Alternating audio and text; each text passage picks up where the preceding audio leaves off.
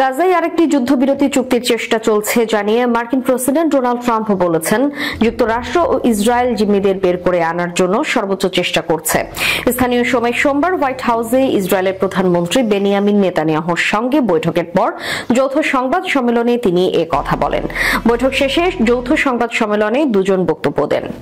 এ সময় নেতানিয়াহুর পাশে দাঁড়িয়ে ট্রাম্প বলেন, আমরা জিম্মিদের বের করে আনতে চাই। জিম্মিদের নিয়ে আমাদের সমস্যা আছে। তাদের বের করে আনা একটি দীর্ঘ প্রক্রিয়া। ট্রাম্প আরো বলেন, গাজা উপত্যকা একটি মৃত্যু ফাঁদের মতো এবং এটি একটি খুব বিপজ্জনক জায়গা যা পুনর্নির্মাণের জন্য কয়েক বছর প্রয়োজন। আমি বুঝতে পারছি না ইসরায়েল কেন অতীতে গাজা উপত্যকা ছেড়ে দিয়েছে। ফিলিস্তিনিদের হত্যা ও দুর্দশা থেকে রেহাই দিতে অন্যান্য দেশ গাজা উপত্যকা থেকে তাদের গ্রহণ করতে প্রস্তুত। ইসরায়েলের প্রতি সমর্থন অব্যাহত রাখার ঘোষণা দিয়ে ট্রাম্প বলেন, আমরা ইসরায়েলকে প্রতি বছর $4 বিলিয়ন দিচ্ছি এবং আমরা তাদের প্রতি সমর্থন অব্যাহত রাখব। আমরা আরেকটি যুদ্ধবিরতি চুক্তি এবং গাজায় আটক জিম্মিদের মুক্তির চেষ্টা করছে। গাজা থেকে মুক্তি পাওয়া জিম্মিদের শরীরে কোনো ক্ষত ছিল না, কিন্তু তাদের আত্মা ক্ষত বিক্ষত ছিল। সংবাদ সম্মেলনে ট্রাম্প ও নেতানিয়াহু পাশাপাশি বসেন।